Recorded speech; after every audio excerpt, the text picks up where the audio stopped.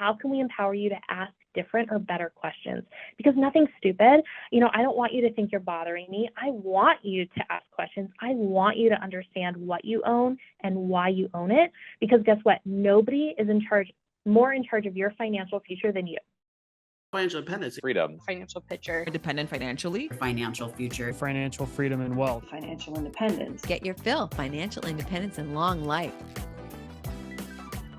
Hello, and welcome to another episode of Get Your Fill, Financial Independence and Long Life, where we explore ways to achieve those two goals, and wonderful people come on to help us. And that is why it's very exciting for me, and it's going to be exciting for you too, that Kaitlyn Laney is with us today. She is a dedicated certified financial planner, and she has more than a decade of experience helping her clients to enjoy their life while ensuring their retirement and legacy are protected. And today, she's going to help with some other cool things that we know you've been wondering. So, Kaitlyn, thank you so much for being with us today.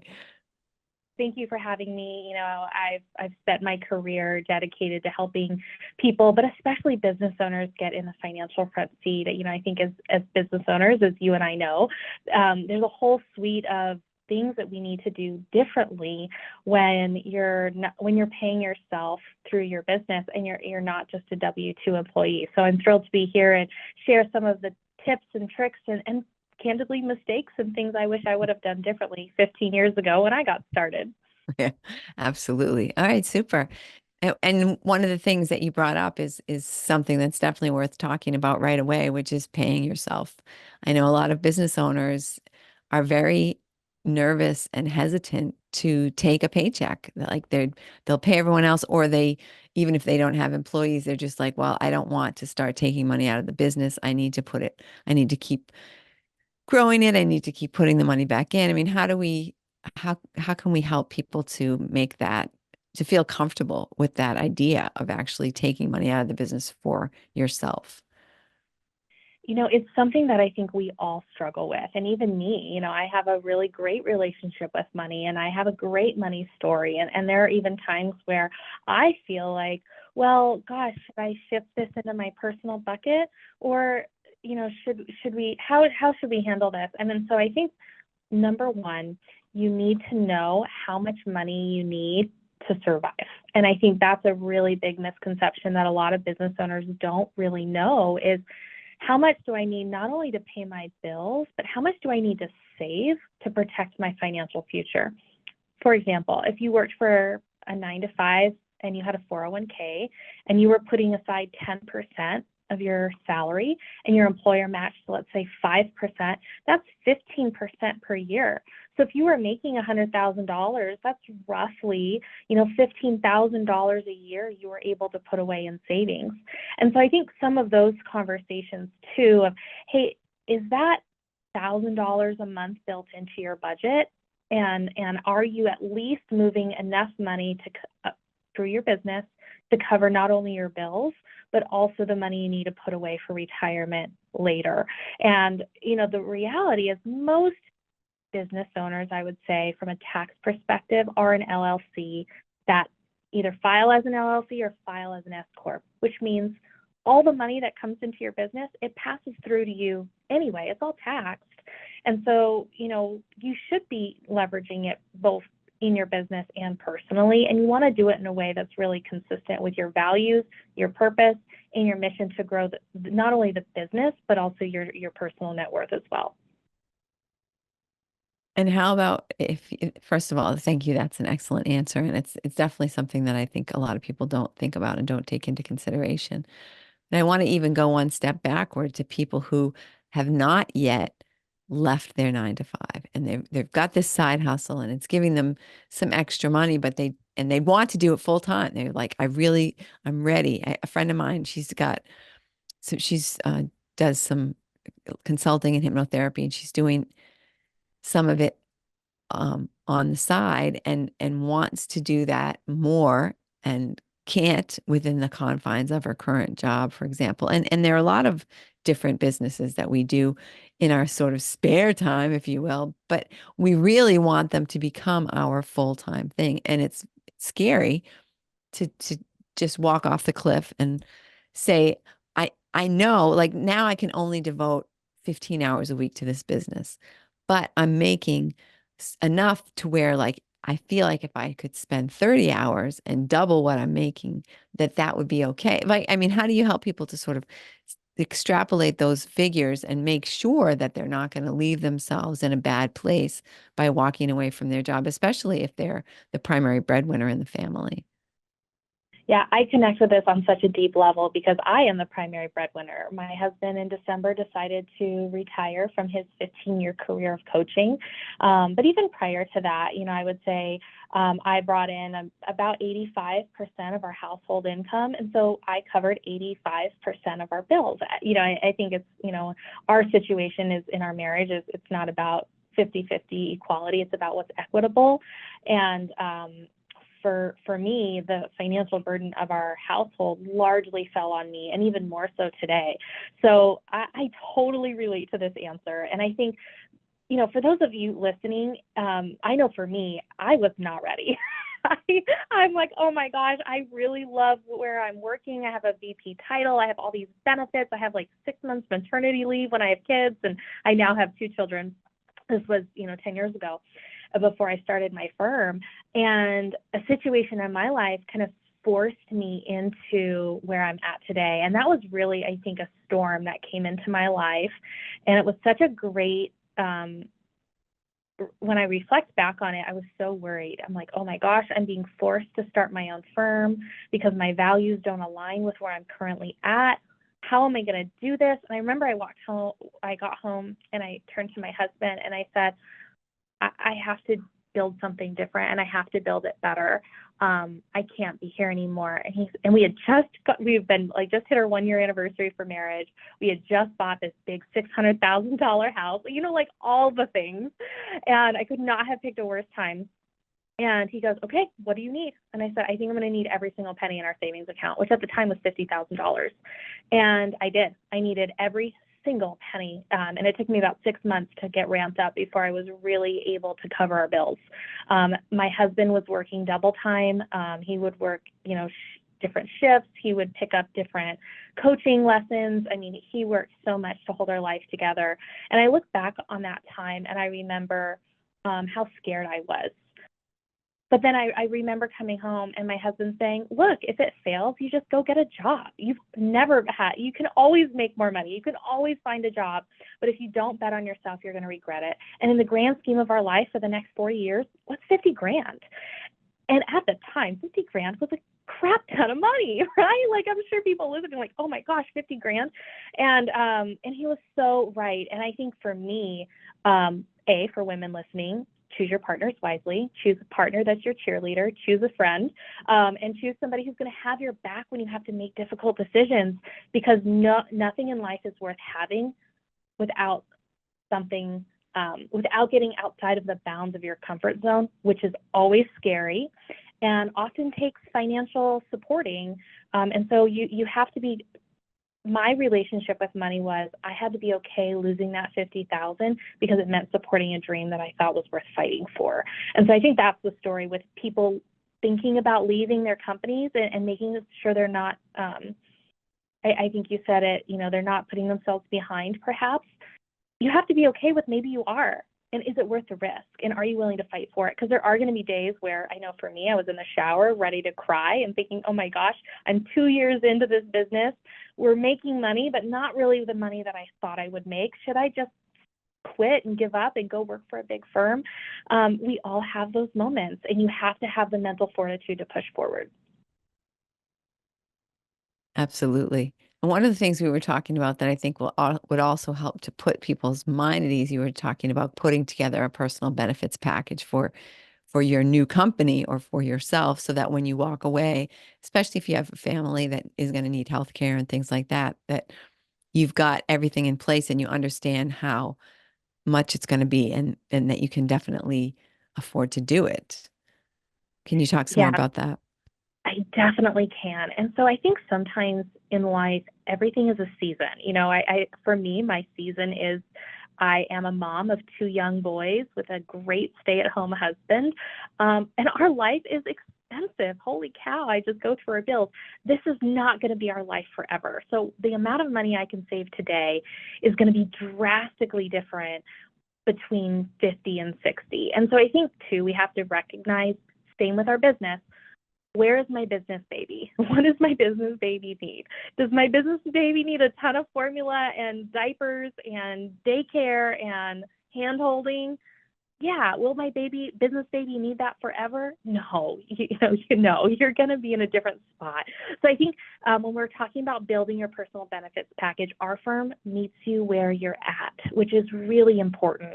You don't want to sign up for all these really expensive saving strategies or insurance strategies and not be able to invest what you need into the business. So when you're building a business benefits package, first and foremost, you need to understand, again, what is your budget for your just basic stuff and basic saving stuff for your emergency fund and retirement? And then how much money a year do you need to invest in your business? And what's left? And how can we kind of design a benefits plan around that? Some really easy things to knock out of the way right away in year one is a term life insurance policy. I have $1 million term life policy. It costs me $30 a month. So when you leave your business or when you leave your job, you're going to walk away from your group life insurance. You need to purchase your own independent life insurance policy.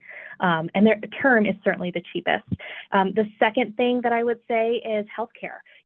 Find a healthcare broker. We certainly have great resources. If folks listening, they can reach out to me and schedule a quick 30-minute call. We can align them with all of the people on our team that we know and trust to set you up.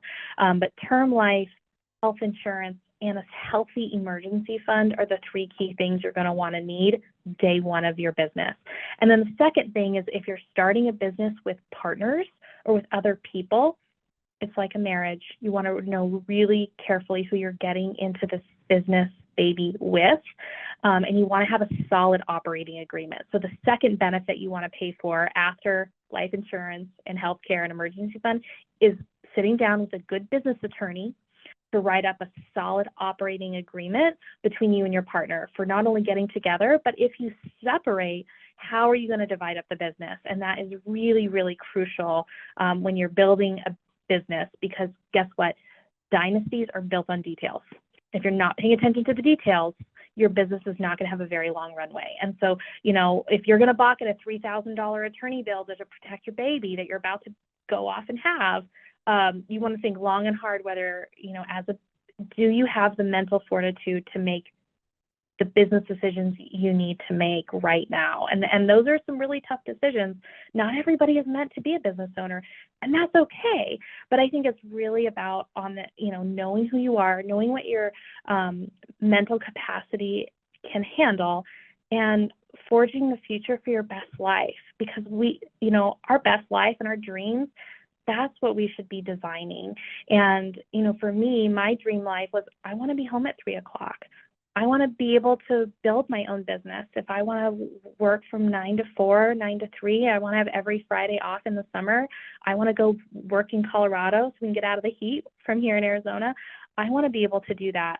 And so for me, being a business owner allows me the freedom to do that, but it comes with a whole barrage of other challenging things that you don't have when you're a W-2. So, I think it's really about staying positive, staying hopeful, and telling yourself, okay, what am I working toward? And having a very clear vision of what that is, and setting up your business or your job to really get you there.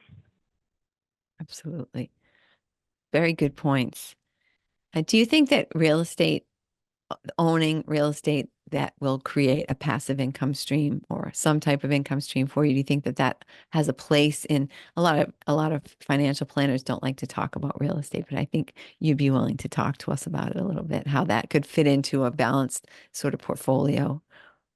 I'm so glad, Christine, you brought this up. Most financial advisors out there are asset gatherers. They gather assets, they charge a fee, and if they can't charge a fee on it, it's not a good investment. Well, guess what? Real estate's a great investment. It's one of the most tax-efficient investments there are. What do you mean it's not a great investment? And I think a lot of advisors tout that line because they can't get paid on it. And I think what a disservice to their clients. You know, I work with very wealthy business owners, typically, you know, in the realm of 2 to 20 million. Almost every single business owner I work with owns real estate. Every single one. Now, it's not all of their portfolio, but it's a good amount. And, you know, I think there's a couple of reasons why that is. Number one, it financially, it diversifies your portfolio. The income you get from real estate is very tax efficient. You know, let's say you only really pay taxes typically on about again, we're talking rough numbers here, but about 70% is, you know, taxable, which means 30% is almost tax-free or write-offable. And it's a great hedge against inflation. You know, the reality is 2008 rocked a lot of boats. And I think people still, 20 years later, have a lot of fear of, well, what happens if the housing market crash? What happens if this? What happens if that? And I say to those folks, you can't live your life in fear. You know, nobody has a crystal ball. We can have the best strategy on earth. And if it's implemented at the wrong time, it's not going to work.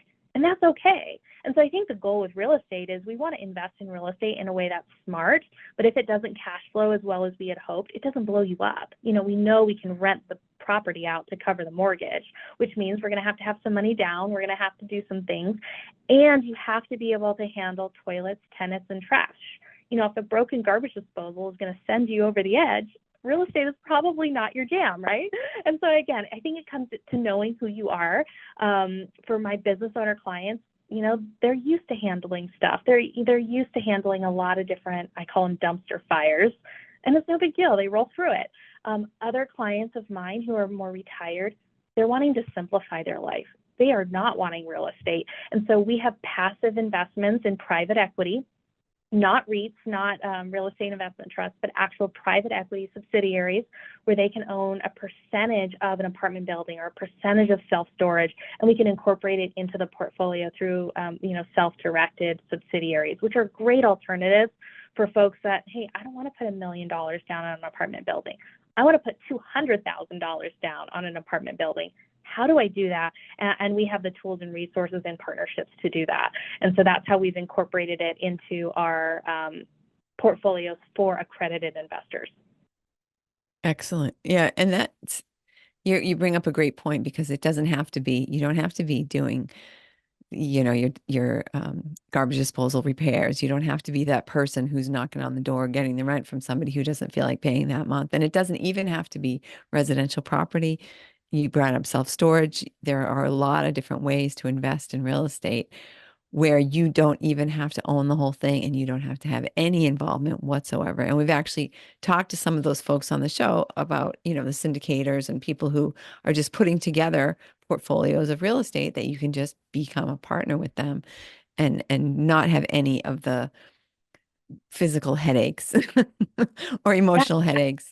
Absolutely. And the returns are sometimes a lot better because they're not as liquid as stock market investments. Right. And so because of that illiquidity attached to that investment, let's say the hold time is 3, 4, 5, 7 years, there's a liquidity premium that you're going to get paid.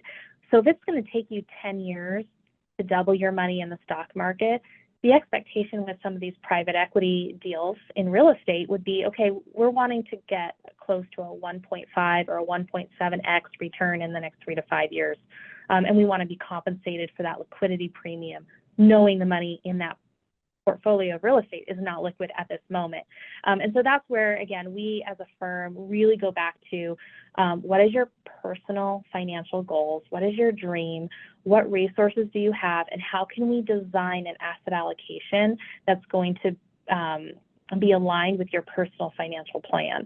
And if we can take 20% and shift it into real estate and you don't need it, you don't see it, this is long-term money, those are just great portfolio stabilizers, great diversifiers, and great income builders, especially in retirement. I feel like that makes you somewhat of a unicorn in the investment planning, in the retirement planning space, right? I mean, do you find that?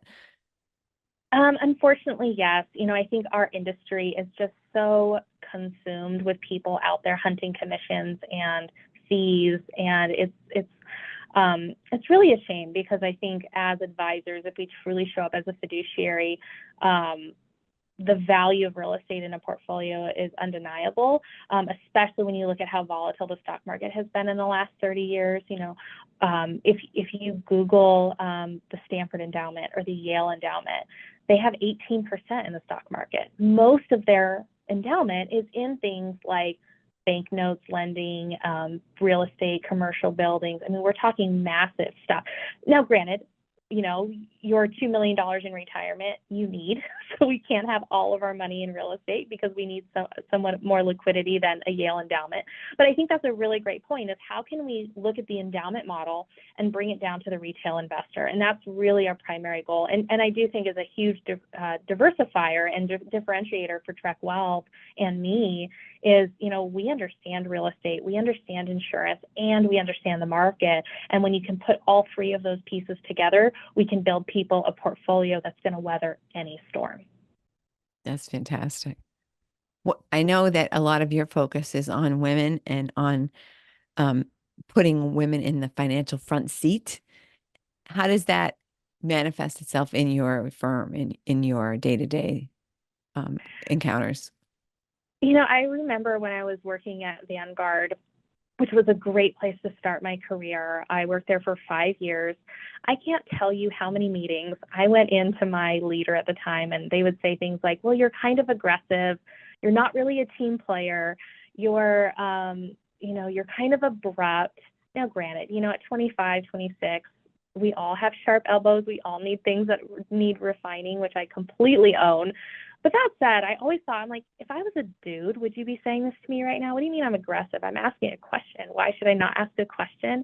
Right. And I have a ton of confidence, and it really rocked me. And I really went home questioning, like, gosh, am I not a team player? Am I this? Am I that? And there are all these stories surrounding, how I was showing up. And I thought, I looked at myself in the mirror. And anybody who hasn't read David Goggins' book, he has a Mirror of Accountability. It's great. And I was doing that before that was even a thing. And I go home and I look in the mirror and be like, how am I showing up for these people? And who am I? And I'm like, I know I'm a good person. I know I really care about people. I know my heart is in the right place. So if how I'm showing up organically is not being received that way, I'm not in the right room and I'm not in the right place. And I just felt like really to my core that finance especially was so intimidating for me. And if I'm feeling that way, what does everybody else get? Because I'm well educated in this arena. And so that was when I started my business in 2018. I left a VP title at Fidelity. I wanted to start a firm that was centered around educating people, but especially women, to ask better questions. If you're not getting the answers that you want, how can we empower you to ask different or better questions? Because nothing's stupid. I don't want you to think you're bothering me. I want you to ask questions. I want you to understand what you own and why you own it. Because guess what? Nobody is more in charge of your financial future than you. And anybody listening, that is a huge takeaway for today, is you are in charge of your financial future. And it's your job to hire a board of directors around you to counsel you on how to make good decisions, but they can't counsel you unless they know what's going on for you. And so really understanding what's going on for you and how to communicate that with your advisors is really important. So that's what we spend a lot of time in our firm is, hey, this is how we talk about taxes. This is what taxes mean for your situation. Oh, that's what that bill was. Oh, that's how I read that QuickBooks. Oh, that's how I read a P&L report or profit and loss statement. And so, I think when we're having an educated, powerful conversations with women, it produces a way more fun relationship because we could talk about, things in a different way and using the same language. But two, we can really make sure that as I'm putting together things for them, it's aligned with what they actually need because they're connected to what they need. And so that's where really that drive comes from. It's just my own insecurities growing up in this business, feeling like, gosh, I feel like an idiot. Why is that? And I'm really smart. I am really good. And I really want to help people. Why is that? Why isn't that not connecting? And I think it just comes down to sometimes women are not really respected in this industry. And that's a shame. Absolutely true. So let's say that there's a woman listening and she said, oh my God, I want to talk to Kaitlyn. I want her to help me. I want her to, get my head straight with all the different decisions that I need to make going forward for my future and my retirement. What is the best way for someone to reach out to you? So we have a Calendly link that you can schedule a 30-minute free consultation as a part of a gift to this podcast program.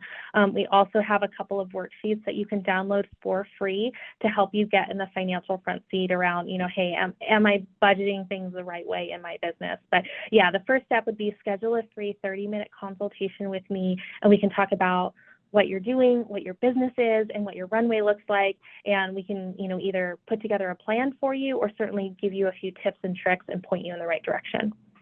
Fantastic. That's really generous, Kaitlyn. That's awesome. What is there any question that you wish I would have asked you, or something that you want to make sure people go away with?